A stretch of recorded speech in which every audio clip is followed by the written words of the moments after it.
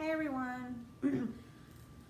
So this is the lecture to go with the PowerPoint Human Variation, and I was just skimming this right now before I started recording, and the PowerPoint itself is already fairly short, but I'm pretty sure I'm going to make it even shorter. There might be a couple things I don't go over that just I feel like maybe aren't quite as important, so we'll just kind of skip over those. That's fine, right? You guys probably don't mind. Okay, so hopefully you watched the recent video announcement that I posted with some information about some upcoming assignments and some other information about the class. So I like I said, I'll post those once, maybe twice a week, depending. Make sure you keep up to date on those. Okay, so let's just get right into it. So human variation, slide 2. Okay, sorry, it's been a long day. I'm tired. Okay. So slide 2, monogenism versus polygenism. So we had talked about Darwin before. So at around this time, and before and after, scientists are starting to understand that there is change through time, and whether they're looking at humans or non-humans, and they're realizing that all these things we talked about before, the world is much older than they thought it was. There is a biological evolutionary process occurring now. They're still just at the beginning stages of understanding it, but there's a lot of questions, as you can imagine, like peripheral to that. So one of these ideas was, when scientists started looking at humans and the variation they see among humans, this was a question, like, why do we see so much variation among humans? And they're still questioning the age of the earth and the time, and plus they don't, even if they accepted that the world was fairly old, they're still not clear on the time that it might take for some of these processes to occur. Like, they don't really have the information that we have now about it. So in different ways, sometimes with religious influences, sometimes not, they attempted to explain the variation that they were seeing in humans specifically. So that's what this is referencing, these two ideas of monogenism versus polygenism. So monogenism is the theoretical perspective that all people came from a single creation event. Now, this doesn't necessarily imply a creation event like a religious, or like a supernatural creation event, although for some it did, but it doesn't have to necessarily imply that. It could, for some of these scientists, it was, like a natural, like, the origin of humans. But for many, there was a religious influence, and this is in contrast to polygenism, where it's the variation can be explained because there were multiple creation events. And this was the debate going on. There's variation, but how can it be explained if you accept, this very religious perspective? Okay, maybe we can still draw a little information from that, and using the scientific perspective. Some people were like, no, we have to eliminate the religious perspective completely. There's probably not just one event. And so, like, there's just debate back and forth about, how much of a factor these different things were, or were they factors at all? What was the origin of humans? How long ago? When, where? All these questions. And so there were these two schools of thought about this, that there were probably multiple creation events, whether it was a supernatural creation event or just like a natural, occurring in terms of the evolutionary process. We know now that Homo sapiens, our species, have a single, origin in Africa. But at the time, they didn't have this information. They didn't understand it the way we do now. So this is the point of this. They're attempting to kind of, humans were really good. We're really good at organizing and categorizing. This has benefited us in many ways, but we tend to do it with things like this, where we're attempting to understand, human variation. And there's nothing wrong with attempting to. This is the whole point of science: is attempting to understand and explain the world and our reality. So that's an honorable pursuit. But as we see time and time again, and like I said before, this is the beauty of the scientific process. It's always moving towards objective truth. But you look back in the past, and sometimes they didn't quite get it right, and eventually we do. And I'm sure people will look back, in 50 years from now, and think we didn't quite have it right, and that's definitely accurate. Anyway, so moving on to slide 3. So this gets into this idea of race. So in anthropology, we would say this idea that we have of race isn't really a thing, and I'm going to explain why. So I'm going to use my whiteboard. So the reason why is historically, like when we think of race now, historically this is based on something called racial typology. Racial typology. And basically what this idea, I told you I was tired. What this idea is that, let's say, here, I'll do this. Say there's a group of people and they look a certain way and they act a certain way and they have a certain, religion and they have a certain way of dressing, and here's another group and they also have, they act a certain way, they have a certain religion, they dress a certain way, and then here's another group, and so on and so forth. And so racial typology is built on this idea that these groups are separate and distinct from each other and there's no overlap. But of course we know that's not how it works, right? So what we end up seeing is something more, like clearly we can say there's clear variation among people. People look different in very specific ways, but they're not in separate, distinct categories. So what we end up seeing is something more like this. Whether we're talking about, cultural, here's all the things. So there's a lot of overlap. Whether we're talking about cultural experiences, cultural ritual, or whether we're talking about our phenotype, what we look like, there's always going to be overlap for any of that stuff. We are not in distinct categories. So this idea of race, since it's kind of built on this idea historically, in anthropology, we don't really use that term. But obviously recognizing that humans do look different physically. I'm not even touching on the cultural stuff yet, but just that we look different physically. So you can see here on this PowerPoint that this is the second bullet point down. So this word ancestry. So this is a recognition that we understand, and I think I have this at the bottom, that there are adaptations to certain environments in the past, and clearly that's what we're seeing in those phenotypes. So right now, we have a very globalized world. But in the past, for generation after generation, for hundreds and thousands and millions of years, people lived in, whether we're considering, like Homo sapiens or all of the different hominid species before that, they lived in the same area for extended periods of time. And so, of course, they're going to become adapted to that environment in physical ways. So, that's kind of the point of this whole PowerPoint right now. But so when you recognize that, like, oh, okay, that person's skin tone is a little lighter, or that person's body type is a little broader. Those types of things we recognize are clearly from adaptations in the past. So we can recognize the differences, the uniqueness of everyone, and understand it in terms of the evolutionary process, and also understand that people cannot be grouped into distinct categories based on those things. So the next slide you'll see, slide 4. So this is a map showing skin tone. So if you look at this, there should be a couple things that pop out to you. One is that there are no distinct areas of the world where you see like one particular skin tone. It's not as if in, South America is the only place in the world where there's like a medium brown tone skin. No, of course not. It's not as if, a very pale skin tone is only found in one place in the world. No, that's not how it is. In fact, the other thing hopefully you notice is that this maps onto closeness to the equator.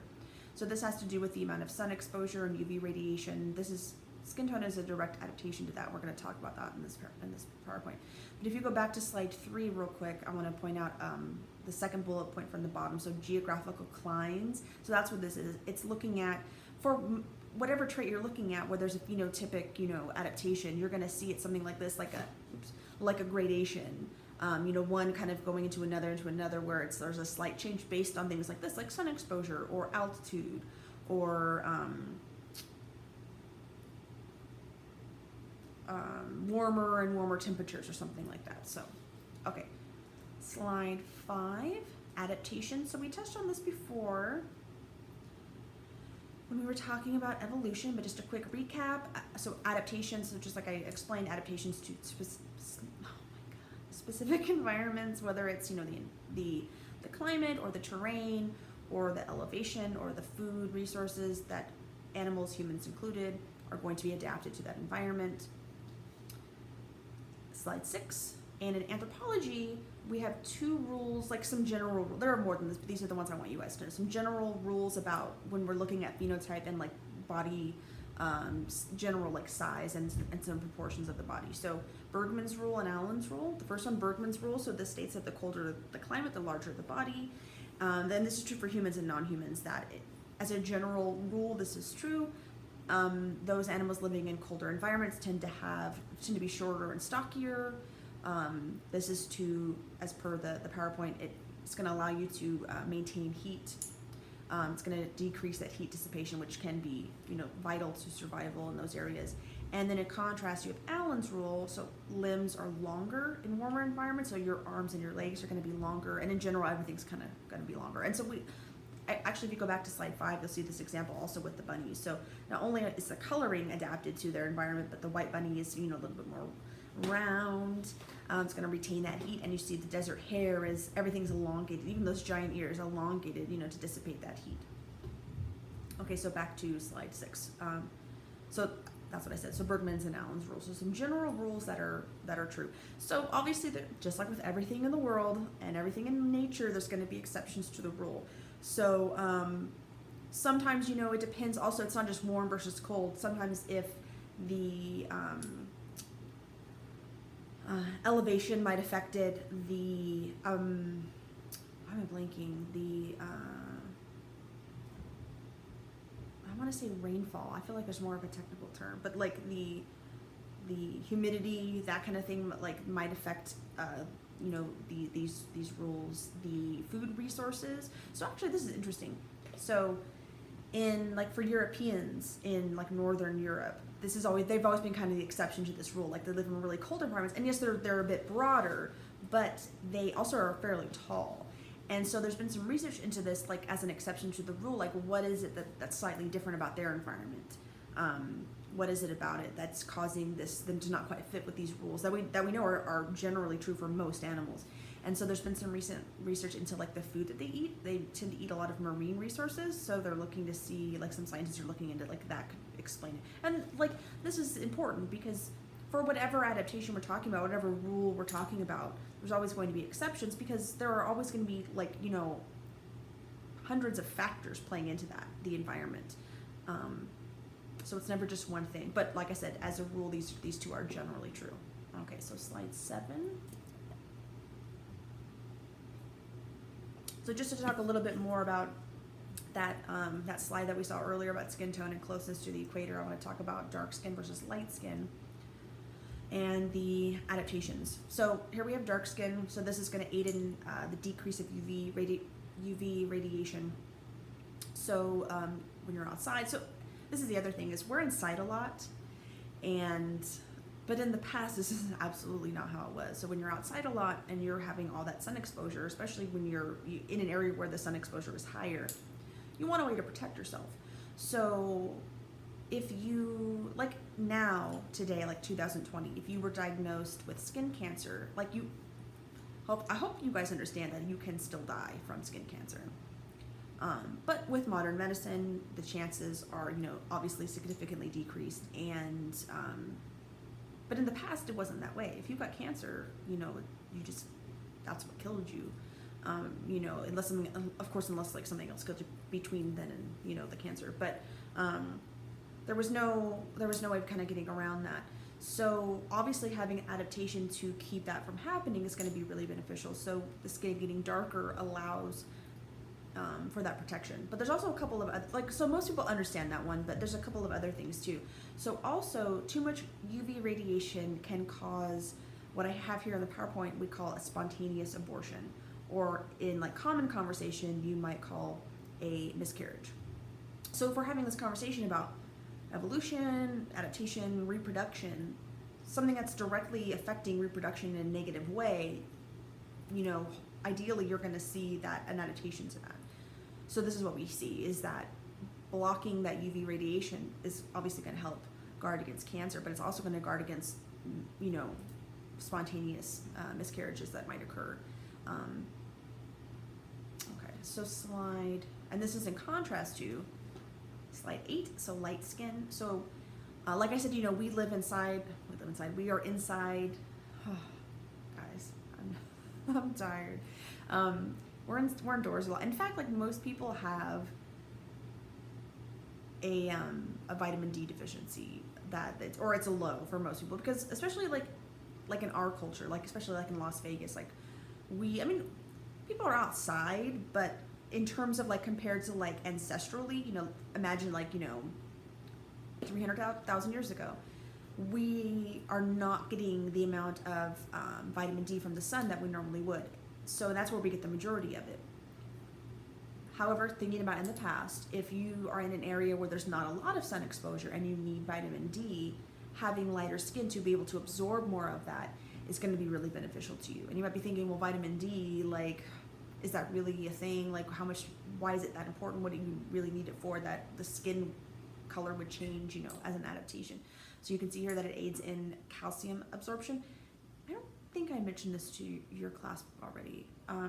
But so as part of my daily medications for the cancer, I have to take a vitamin D supplement and it's a calcium plus D supplement.